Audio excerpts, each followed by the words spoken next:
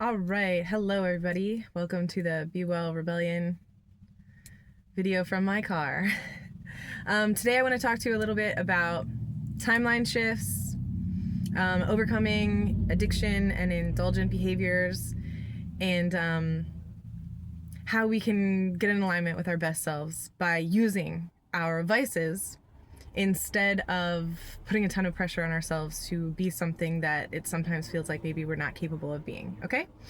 Um, So if you are battling any kind of addiction and or you just tend to indulge in behavior that really is not in alignment with your best self, this video might help you. Or maybe if you're struggling helping somebody else through these kinds of things, maybe you can employ some of the lessons that I have to offer you here. So first, I want you to think of like what is self-love, right? Love is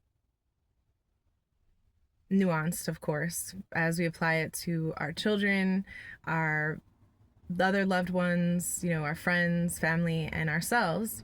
But ultimately, it boils down to um, an easier approach, right? Maybe not so much friction, maybe not combative. Okay, so like love is more of an accepting thing, right? There's accepting quality of love. We have grace for the people that we love the most, right? Even if we hold them to a higher standard, we have grace for them. So think in terms of love, acceptance of the self, um, encouragement to be the best version of that self, right? um, and a conscious effort to create an environment so that that person can thrive. Okay? So it's like not just a feeling, right? Love is an action, love is a vibration, love is a choice. Love is discipline, love is accountability for the ways that we might affect other people. And when you think of like self love, I think that one way to cultivate self love, a healthy detachment while also maintaining like genuine concern and goodwill toward the self, is to imagine yourself as your own parent, right? Love yourself like your mama would, or if you don't have that from your mother, maybe just, imagine. I think that's where a lot of people replace, put God in the equation, like love yourself the way that God would, right? So you want to discipline yourself, but you also have grace for yourself. You're fully honest with yourself, right? Like love requires authenticity. Self-love requires full stop, like authenticity, no bullshit, because you cannot lie to yourself and think that you're going to be able to help yourself at the same time. So you have to be fully honest with yourself. So you want to be authentic. You want to also, within the realm of authenticity, you must have the wherewithal to be able to accept the things that are maybe not the most balanced within you. Okay? Because that's usually the thing that predicates our dis-ease outwardly, right? So it takes a lot of shadow work, and anybody that's dealing with any kind of like personal growth recognizes that you have to recognize that you are not just like a straight arrow, you are more of a meandering river. And sometimes the things that we do out of a desire to grow, but maybe they're not necessarily the direction we need to take. Okay? But the way that energy flows, or the way that our pendulum swings, it's eventually going to find its way back to center, and we make all kinds of mistakes along the way, and sometimes those mistakes become habits. What starts as a defense mechanism or a coping mechanism can turn into a habit, right? And whenever anything becomes a habit, it's really good to like look into it. Like, is this something that I can or cannot do without? Like personally, that's actually a thing for me. As soon as something becomes something I feel like I really need, I kind of cut it off to see like what's it bringing to the table of my life, and how am I being my own best friend, right? you have to walk this walk as your own best friend. No matter who else is around you, it's just really important that you cultivate that genuine concern for your own well-being, right? So be your own best friend. And as you navigate your walk within, and you can kind of come to terms with this is the ways that I've been really helping myself, then you can also come to terms with the ways that you really have not been helping yourself. And so when you identify those, then you recognize that your behavior becomes almost like a maintenance of a bank balance, right? You do some things that are an investment in the self, and then you also do some things that are a detraction from yourself, a an investment in your lesser version of yourself, you could even frame it as. So okay, so self-love. We've established the nuance of self-love, how we evaluate the behaviors that we employ throughout our lives. Now, in terms of addiction, or even just any kind of like I said, like indulgent behavior, they say a lot of things can be addictive because a lot of things can transform into coping mechanisms. A lot of things can cause us to kind of deviate from the path of our best selves, right? So anytime you have identified something like that, it's not easy to just say, well, I'm not going to do that. I'm done doing that, right? It's easy to say that, but it's hard to actually put it into practice. When the rubber hits the road of actually making a change,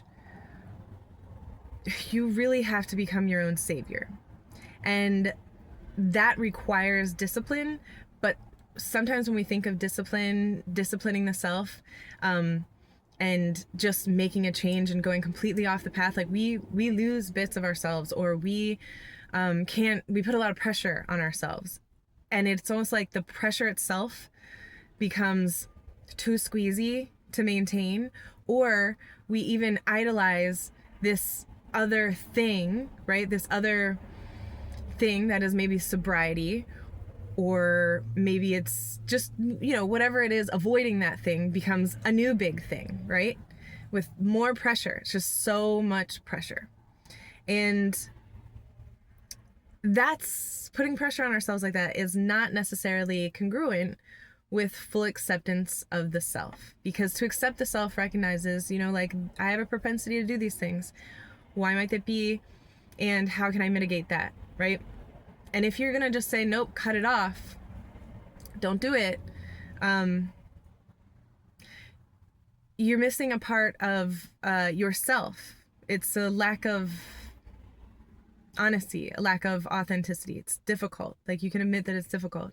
You can admit that you want to do something. So even if it's something you don't want to do, you've got to be able to admit that, right?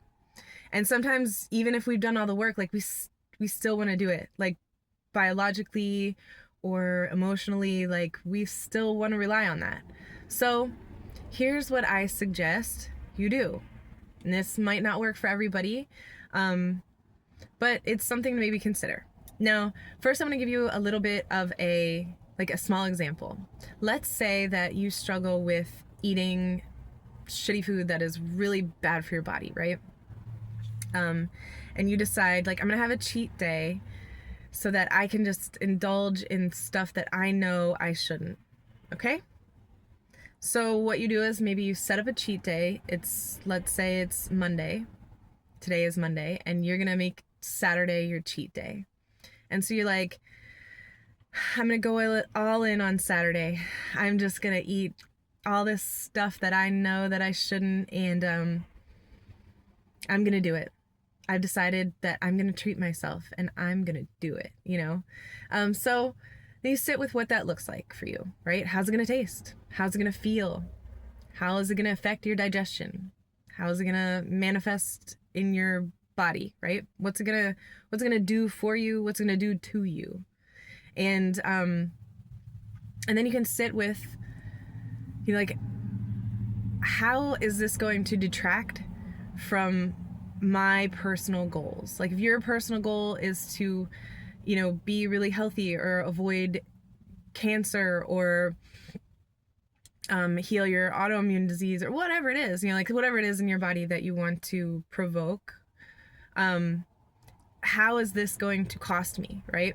So you do like a kind of a cost benefit analysis. And usually the benefit is immediate, it's mouth pleasure, and the cost is more long term. And the cost can be more comprehensive too. You know, the cost can affect your mood. It can affect your insides and your outsides, right? So, you know, so you're saying like, okay, well, I'm gonna set up Saturday as my indulgent day, and you're sitting with the pros and the cons, right?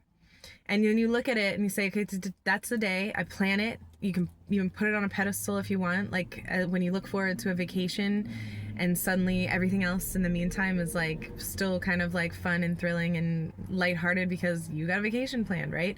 So you got this day planned where you're going to just kind of go all in. Go ahead and sit with that and hold it like a carrot on a stick for yourself if you really, really need to. Let yourself take off the edge off of not doing it by allowing yourself doing it, right? Schedule it, and like I said, make it a carrot on a stick, and recognize that it's going to cost you, and it might cost you really big. Like every time it pops in your mind, think about the ways that it's going to cost you, and as you analyze the ways that it's going to cost you, in the meantime, and now we're using the example of like eating really crappy food one day.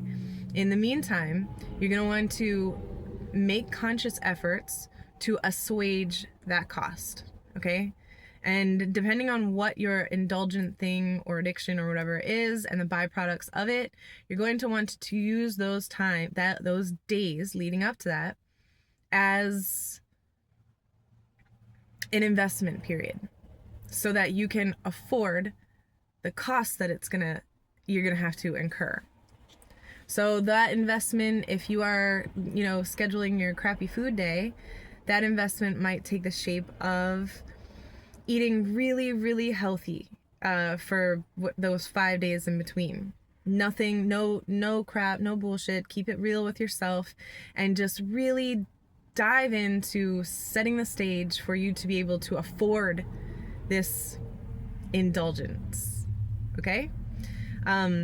You're eating salads, you're eating fruit, you're drinking coconut water, you're just really, really going all in on the investment side of it. And in that process, you sit and consciously reflect on how good this is for you, right? Just, I mean, this is your love. This is love for yourself. You are doing it. You are giving yourself the freedom to be able to afford to indulge in the things you want to indulge in because you're the proprietor of your energy. You are the proprietor of your body and your health. And look at you and this discipline you have for this 5-day period. Like, you're amazing, right? Like, you're awesome. And you can maintain this if you really wanted, but you got that carrot on a stick. And so, like, you don't have to do this forever. And you can let yourself be. Like, it's okay. It's okay to not be okay at some point and recognize, like, you're not going to want to maintain this forever. That's fine. But today you're doing it, and the next 5 days you're doing it. So you use your vice as a carrot on the stick that you are starting the momentum for health. Okay? So then in that 5-day period, you're treating yourself so well, you're eating so well, and you recognize, like, you feel amazing. Like, inside, outside, your brain, your body, your digestion, your lab results are on point, and you're just like beside yourself at how powerful you are at just loving yourself and disciplining yourself and treating yourself to what you know you deserve. And not only what you know you deserve, but what you know you're capable of. So next thing you know, you have shifted into this like better version of yourself, right? Okay, so then Saturday comes and you've invested a lot, right? So you feel amazing. You know what it's like now. Like, you could do this if you wanted, but Saturday comes. And so you're like, okay, I'm going to go out and I'm going to buy the ingredients to make, or I'm going to go, I mean, maybe not everybody cooks everything like I seem to be compelled to do, but maybe you're going to go buy whatever restaurant, patronize whatever restaurant it is as like your thing. And you can just really, really enjoy that with no guilt, because you know the last 5 days you've really invested in yourself. But wait. I mean, there's still a little bit of guilt maybe, because you are going to pull from that account. You are going to make an energetic withdraw from your investment. And you, at this point, before you do that, before you indulge, you'll want to sit with yourself and revisit the original intent, the one that made you say, like, no, yeah, I'm going to do this. I'm going to do it. Sit with it and think, like, okay, well, now at this point, maybe I was feeling really low 5 days ago and I was thinking, like, I really want this, but let's revisit that now. Like, what would be the effect now? Maybe the cost wouldn't seem that great, right? Because it's really no different from the cost that it was 5 days ago. But now at this point, you're not operating from this level of chaos and, you know, misdirected desire. You're a little bit more focused. And you have been riding high on the natural dopamine of treating yourself so well the last 5 days. And, you know, you are now an energetic version of yourself that is different than you were those 5 days ago. And you get to use your energetic equity in any way you see fit. You know, you can use these investments that you made into yourself any way that you want. So then you sit there on Saturday before you pull the trigger, before you do whatever it is that you know you kind of shouldn't be doing. And the shouldn't comes from you knowing that it's not in alignment with your best self, your best life, your highest potential, right? So you know it's a detraction, and you know how good it feels to stay in alignment. You know how good it feels to treat yourself right. You know how good it feels to be disciplined, to feel so strong that nothing can make you do anything that you don't want to do, right? So you realize this is a choice. Is it a choice you still want to take yourself up on? Is that how you want to use your energetic investments so far? You know, you get to choose. Most people at that point will have shifted their perspective. And it's like, do I actually want to treat myself this way? Do I want to knock myself back down?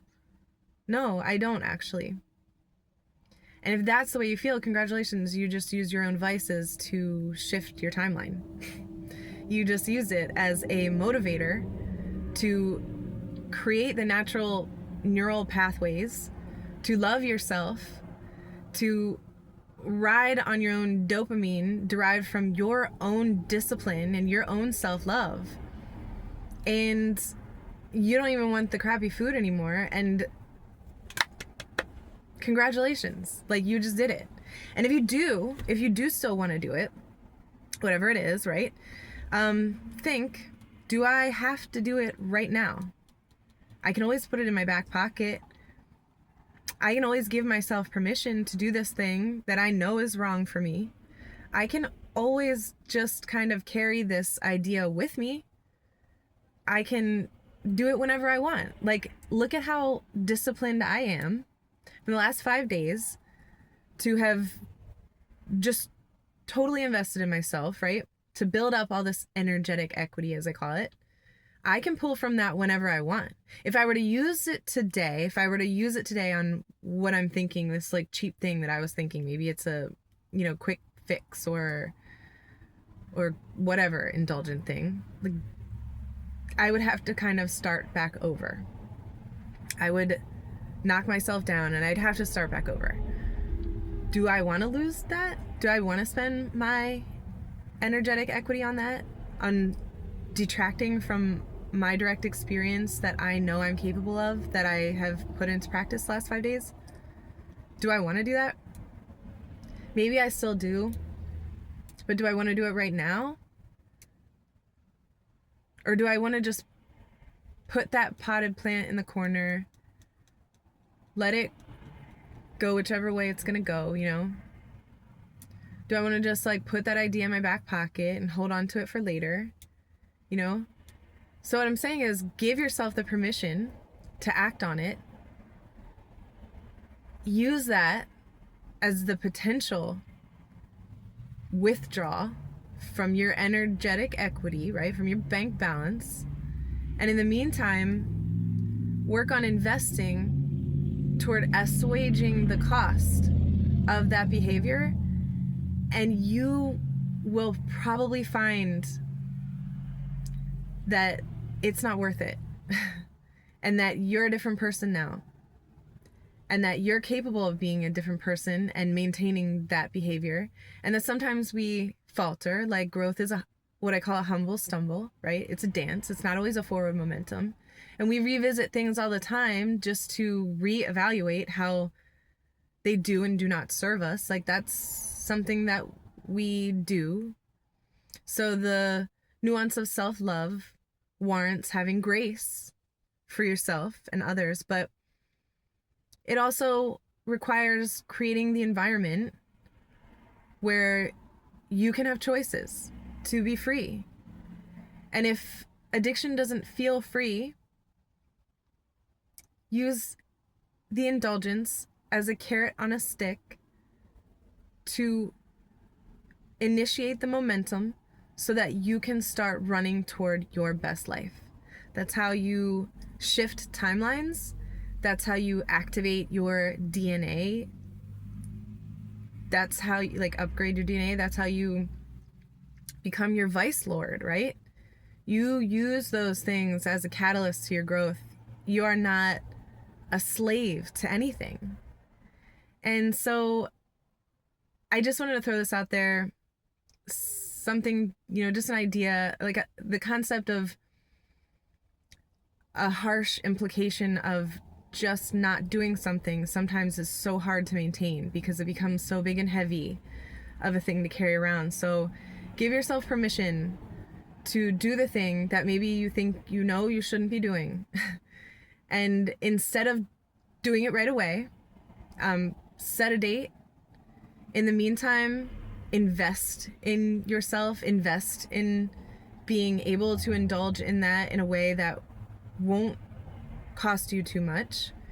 And then when the time comes to do it, really evaluate, if you want to welcome that back into your vessel, into your timeline. Because we all are bombarded all the time with offerings for distractions and substances and all kinds of things that can really just divert our attention from our full potential. And I just want you to know that you matter and you're worth any changes you see fit. You really are divine. And if you're struggling with embodying that divinity, just have grace for yourself and give yourself permission. We all struggle at some point with things that we shouldn't be doing. We all do it. We all do. And some things are heavier than others. But we all do, and then eventually you can live in a timeline where there are no shoulds. You don't have to, I say, you don't have to shoulder the shoulds. You can just be, and there are things and behaviors that you will welcome consciously, and it's able to fit into your budget, right? Your energetic budget. And there's some things that are just not for you. And that it's not a matter of should or shouldn't. It's a matter of where do I want to invest my time, energy, and attention? And is this in alignment with what I want for myself? And eventually you'll be loving yourself like your mama would or should, because you deserve it. And when you can get in alignment with that kind of timeline, you are absolutely unstoppable. And that's the point, right? So anyway, I hope this helps, and stay strong, everybody. And if you can't stay strong, just put it in your back pocket for later. Save it for later. And you might find that you forget it's there. And one day you'll put that pair of pants back on or that jacket back on, and you'll find this in your pocket and you'll say, oh my gosh, remember when I used to be a different person that wanted to do this thing? And now it's not even a factor in my life anymore. So you can do it, and I'm here for you, and you matter. You literally matter. The habits you make, the thoughts that you think, they literally materialize into matter. So you get to be in charge, and I believe in you.